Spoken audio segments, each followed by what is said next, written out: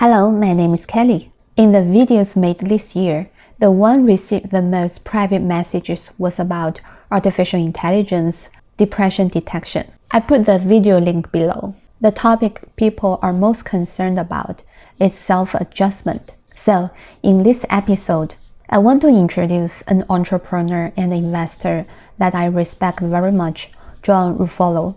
I hope you can get some inspiration through his story. John is the founder and the managing partner at Mavericks Private Equity, co-founder Council of Canadian Innovators, and former CEO of Almost Ventures. In fact, John is of special importance to me. He is a guide who brought me into the field of technology investment. When I first set foot in the tech investment field, I bumped into walls and my confidence was hit hard. At that time, I had a project about artificial intelligence fraud detection solution. I gathered up the courage to send an email to John. John was the CEO of Almost Ventures at that time. He not only responded to my email, but also introduced his investment director and team members to me. Through them, I gradually became familiar with this field.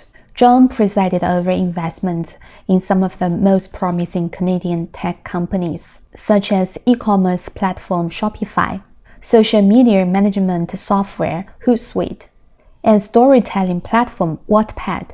We know that Shopify is now valued at more than $150 billion. After helping Almost Ventures achieve a brilliant record, John decided to leave to create his own fund. However, as the proverb says, we never know which comes first, accident or tomorrow. In 2020, the COVID-19 pandemic has swept the world. For John, he went through a painful test last September. On a sunny morning, John was riding on a country road at 60 miles per hour. Unfortunately, he was hit by a truck. This car accident injured most of his bones and was paralyzed from the waist down. Within 48 hours after the accident, even doctors thought John might not survive. But a miracle happened.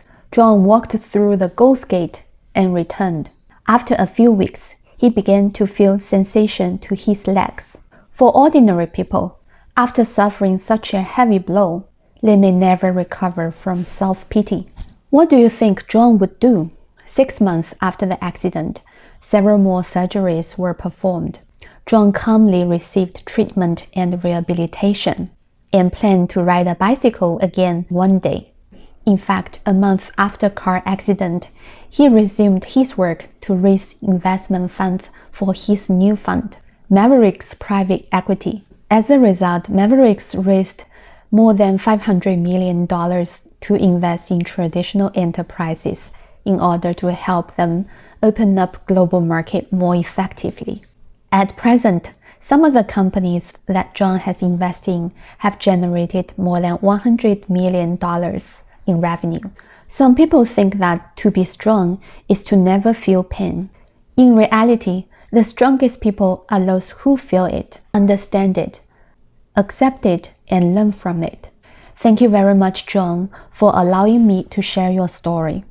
I hope John can go cycling as soon as possible. I also hope that John's story can encourage you to face difficulties bravely. Actively adjust and respond, and you will eventually achieve your own dream. I would like to share with you the philosophy and founding principle of Mavericks Private Equity. We believe entrepreneurs are our partners. Opportunity is generated by innovation. Our values are grounded by challenging the status quo. Respect, transparency, and freedom from judgment is what we approach everything we do. We believe having fun is paramount.